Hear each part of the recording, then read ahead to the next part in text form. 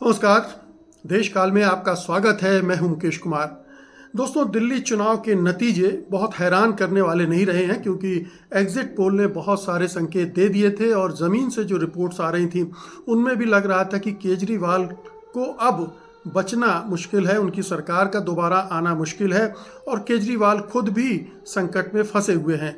लेकिन अब जबकि नतीजे हमारे सामने हैं और स्पष्ट तौर पर आम आदमी पार्टी बुरी तरह से हार गई है, उसकी सीटें 1/3 हो गई हैं, करीब 11% वोटों का उसको नुकसान हुआ है और दिल्ली से 5 साल के लिए आम आदमी पार्टी की सत्ता या आम आदमी पार्टी की सरकार ख़त्म हो गई है। अब बीजेपी की सरकार रहेगी और ये 5 साल बहुत चुनौतीपूर्ण रहने वाले हैं अरविंद केजरीवाल के लिए, उनकी पार्टी के लिए, क्योंकि अब असली संघर्ष शुरू होने जा रहा है। पार्टी को बचाने का संघर्ष, नेतृत्व को बचाने का संघर्ष, अपनी सियासत को बचाने का संघर्ष। केजरीवाल, जो कि खुद भी नई दिल्ली विधानसभा सीट से हार गए हैं, उनके जोड़ीदार मनीष सिसोदिया वो जंगपुरा से हार गए हैं, 2 बड़े नेता इस चुनाव में हार गए हैं।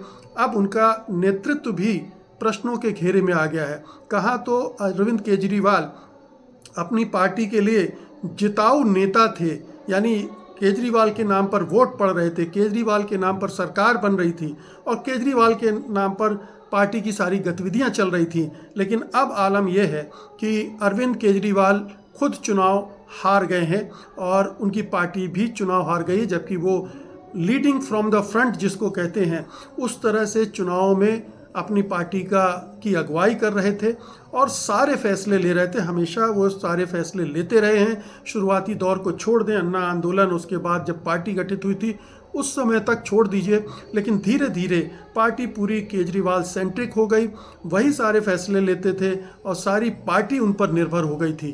तो वन मैन पार्टी जिसको कहते हैं वो बन गई थी।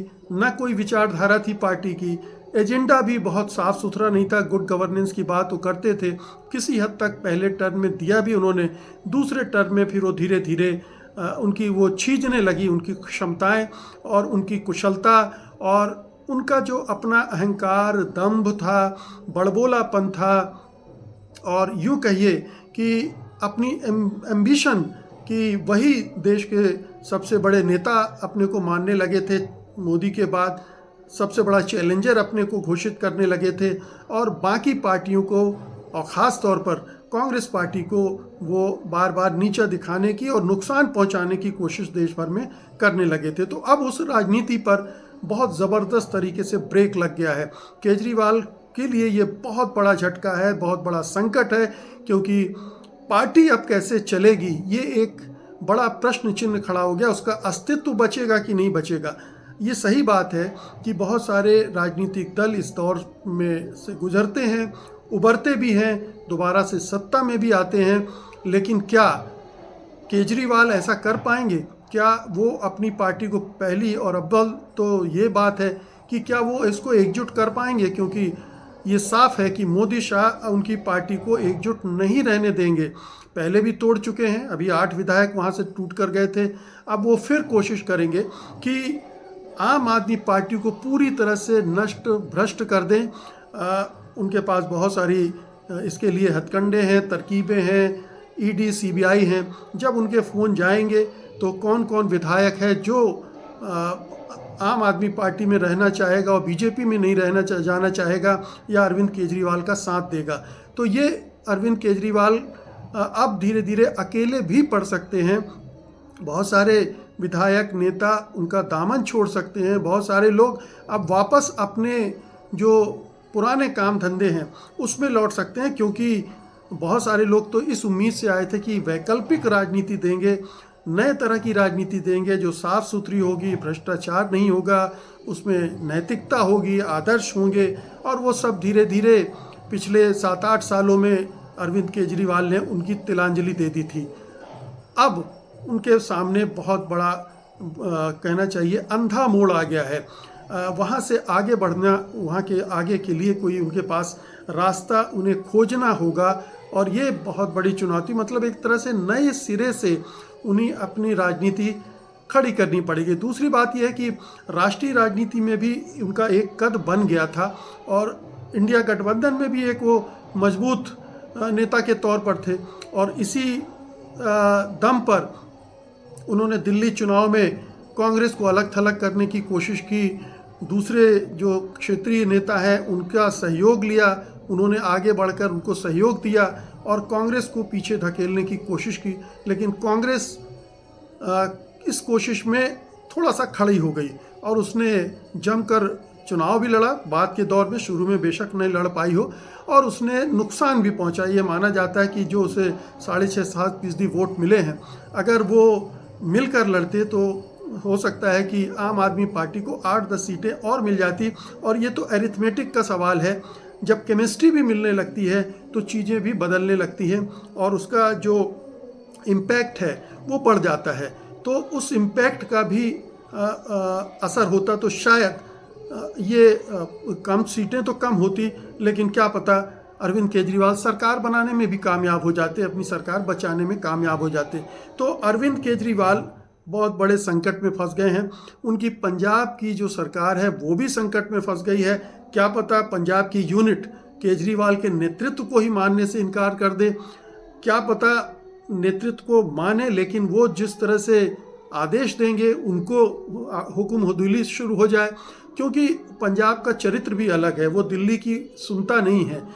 पंजाब के नेता दिल्ली को बहुत तवज्जो नहीं देते हैं और जो देते हैं उनको वहाँ अच्छा नहीं समझा जाता है। तो अब तो दिल्ली कमज़ोर हो गई है आम आदमी पार्टी के लिए। केजरीवाल कमज़ोर हो गए, सेंट्रल लीडरशिप कमज़ोर हो गई है, तो वहाँ भी कोई बगावत हो सकती है, टूट फूट हो सकती है, कुछ भी हो सकता है। और नरेंद्र मोदी और अमित शाह वहाँ भी कोई ना कोई खेल खेलने की कोशिश करेंगे आम आदमी पार्टी को कमज़ोर करने के चक्कर में। तो ये तो आम आदमी पार्टी का मामला रहा। अब दूसरे सवाल भी इससे जुड़े हुए हैं। मसलन क्या इस जीत को मोदी की एक बड़ी सफलता मानी जाए?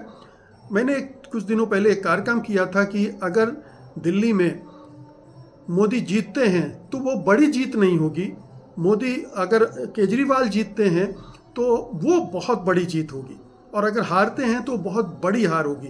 तो आज के चुनाव का लब्बो लुआब अगर इस तरह से इस पूरे थीसिस के मद्देनज़र देखना चाहें तो केजरीवाल की बहुत बड़ी हार निश्चित रूप से हुई है। मोदी की जीत हुई है लेकिन उतनी बड़ी जीत नहीं। हालांकि अगर आप इसको इस तरह से देखना चाहें कि हरियाणा की जीत, फिर महाराष्ट्र की जीत और अब दिल्ली की जीत, तो लगातार जीतों का सिलसिला। हालांकि झारखंड का चुनाव हारे भी हैं और बुरी तरह से हारे हैं मोदी शाह, ये नहीं भुलाया जाना चाहिए कि वहाँ भी उन्होंने सारी तिकड़में की थी, लेकिन वो वहाँ पर सत्ता पर काबिज नहीं हो पाए। तो वो हार भी इसको साथ में देखना चाहिए। लेकिन ये 3 जीत ने जाहिर है कि जो आम चुनाव में बीजेपी 240 पर चली गई थी और उससे जो झटका लगा था, जो जख्म लगे थे बीजेपी को, उससे काफ़ी हद तक रिकवर कर पाएगी, कर लिया है। और बीजेपी अब फिर वापस से कहना चाहिए ट्रैक पे आएगी और 240 की संख्या को 272 तक ले जाने के लिए उसके जो प्रयास चल रहे हैं विभिन्न पार्टियों को तोड़ने फोड़ने का, जिसमें उद्धव की शिवसेना भी है और एनसीपी भी है, शरद पवार की, उसको तोड़ने की कोशिश कर रहे हैं। तो धीरे धीरे कोशिश ये होगी और नीतीश कुमार की पार्टी को तोड़ने की कोशिश भी चल ही रही है। तो इस तरह से वो कोशिश करेंगे कि जो निर्भरता है नायडू और नीतीश कुमार पर वो कम होती जाए और अपने दम पर सरकार चलाई जा सके। तो ये दिल्ली के चुनाव के बाद ये एक बड़ा एडवांटेज अब हो गया है बीजेपी के पास, मोदी शाह के पास। एक परसेप्शन में बड़ा चेंज आ गया है। अगर ये चुनाव हारते दिल्ली में तीसरी बार तो वो परसेप्शन नहीं बन पाता जो अब बन पाएगा, क्योंकि दिल्ली का चुनाव हारते, आम आदमी पार्टी से हारते, इतना सब करने के बावजूद हारते, तो उसका मैसेज जाता कि अभी भी मोदी शाह में आम आदमी पार्टी को हराने की ताकत नहीं है। तो ये एक जो रुकावट थी वो टूट गई है। तो इस लिहाज से ये एक बड़ी उपलब्धि बीजेपी की, मोदी शाह की कही जा सकती है कि अब परसेप्शन में मोदी शाह फिर से मजबूत हो गए हैं। और दिल्ली के चुनाव में मजबूत होने का मतलब है कि पार्टी के अंदर की राजनीति में भी उन्होंने मजबूती हासिल कर ली। अभी जो आरएसएस की तरफ से दबाव पड़ रहा था, मोहन भागवत जिस तरह की भाषा में बात कर रहे थे, पार्टी का अध्यक्ष आरएसएस का हो, आरएसएस की पसंद का हो, इसका जो अभियान चल रहा था, अब मोहन भागवत के ताजिए ठंडे पड़ सकते हैं। उनके दबाव को मोदी शाह नकार सकते हैं और ये अपने मन पसंद का पार्टी अध्यक्ष भी चुनवा सकते हैं।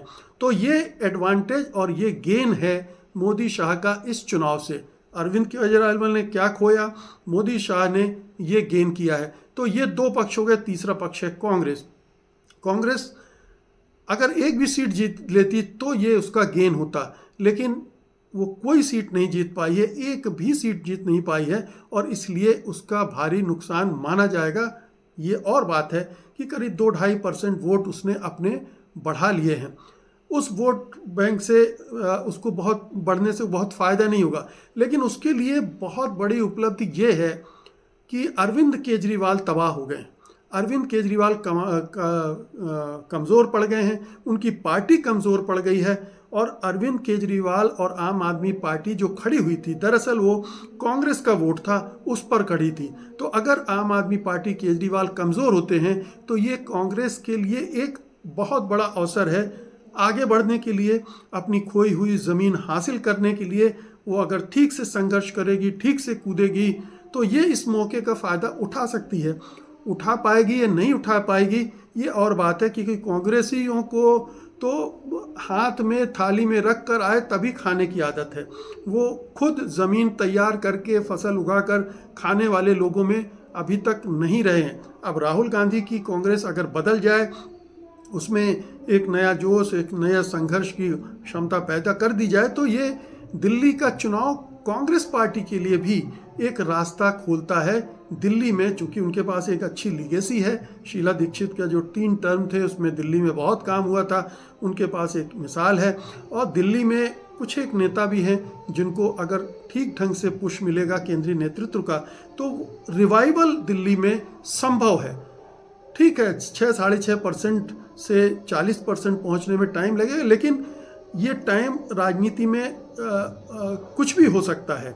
अगर केजरीवाल, मनीष सिसोदिया फिर जेल जाते हैं, पार्टी टूटती है, बीजेपी तोड़ के ले जाती है, उस गैप को भरने के लिए, उस वैक्यूम को भरने के लिए कांग्रेस पार्टी बहुत अच्छे से काम कर सकती है। कर पाएगी या नहीं कर पाएगी, एक बड़ा सवालों का घेरा इस पर है। अब हम आते हैं इंडिया गठबंधन पर कि उसका क्या होगा।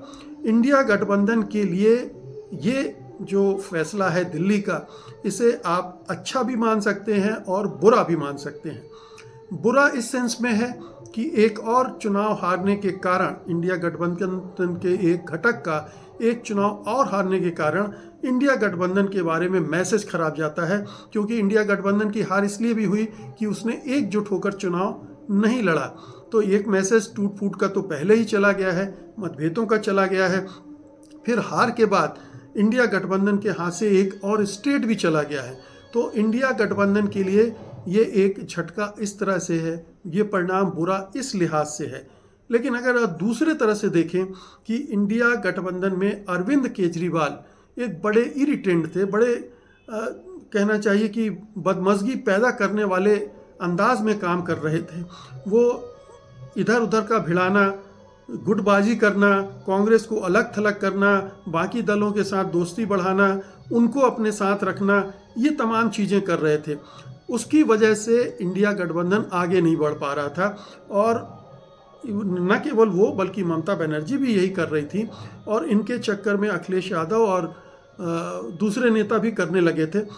अब इंडिया गठबंधन के लिए एक अच्छी बात ये हो जाएगी केजरीवाल के कमज़ोर होने से, उनकी पार्टी के हारने से, कि केजरीवाल का वो जो बड़बोलापन, अकड़ूपन, अहंकार, दंभ और जो अंध कांग्रेस विरोध था वो कमज़ोर होगा। और इस कमज़ोरी से ये इंडिया गठबंधन में थोड़ा सा एक सौहार्दता आ सकती है, आपसी सद्भाव बढ़ सकता है और एक इमरजेंसी भी आ सकती है। लग सकता है इंडिया गठबंधन को कि अगर हम लड़ते रहे तो अब ये दूसरे प्रदेशों में भी यही दोहराया जाना है। बिहार में नवंबर में चुनाव होने हैं, 2027 में उत्तर प्रदेश में चुनाव होने हैं। तो अगर इंडिया गठबंधन के घटक दिल्ली चुनाव से ये सबक सीखते हैं कि अब बाकी राज्यों में जहाँ भी चुनाव होने हैं हमें एकजुट होना चाहिए, आपस में ज़्यादा बातचीत होनी चाहिए, आपस में ज़्यादा कार्यक्रम में साझेदारी होनी चाहिए और जहाँ तक संभव हो पब्लिकली अपने जो मतभेद हैं उनको जाहिर ना करें, एक कॉमन एजेंडा बनाएं, कॉमन प्रोग्राम बनाएं और उस पर काम करना शुरू करें। तो ये एक नई शुरुआत यहाँ से इंडिया गठबंधन कर सकता है और जाहिर है कि इसमें लीड कांग्रेस को लेनी पड़ेगी। कांग्रेस के लिए यहाँ भी एक मौका है, क्योंकि अरविंद केजरीवाल राहुल गांधी के भी उतने ही खिलाफ थे। आपको याद है कि इस चुनाव में उन्होंने एक पोस्टर में बेईमानों का एक पोस्टर बनाया था, उसमें राहुल गांधी की तस्वीर भी डाल दी थी। तो वो जो अंध कांग्रेस विरोध, अंध राहुल गांधी विरोध वो जो था, अब उसके जो पैनापन है उसका वो कम हो जाएगा अरविंद केजरीवाल की हार और आम आदमी पार्टी के कमज़ोर होने से।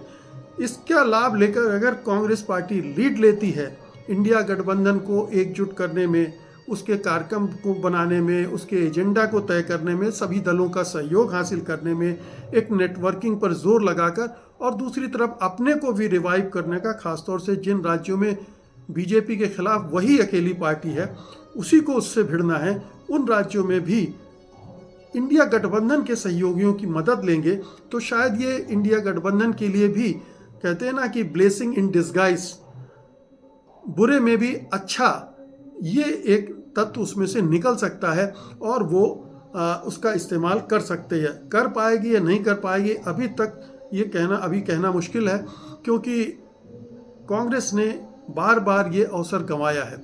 लोकसभा चुनाव के बाद ये पहल हो जानी चाहिए थी। अगर उस समय ये पहल हो जाती तो हरियाणा और महाराष्ट्र के चुनाव का भी कुछ फ़र्क पड़ता। हालांकि इसमें एक पक्ष ये भी है कि हार के पीछे चुनाव आयोग की कितनी भूमिका है, जो मोदी शाह की तिकड़में हैं, पैसा है, धन बल है, मीडिया बल है और दूसरे तरह के छल कपट हैं, उनकी एक बड़ी भूमिका रही है। हम सब जानते हैं कि महाराष्ट्र के चुनाव के बारे में अभी राहुल गांधी ने बहुत सारे सवाल खड़े किए हैं, तथ्यात्मक सवाल खड़े किए हैं चुनाव आयोग को लेकर, वोटर लिस्ट को लेकर और तमाम चीज़ों को लेकर। तो वो एक पक्ष है। और दिल्ली में भी हमने देखा कि कैसे खुले आम पैसे बांटे गए, दारू बांटी गई, सब कुछ हुआ और चुनाव आयोग ने कोई स्टेप नहीं लिया।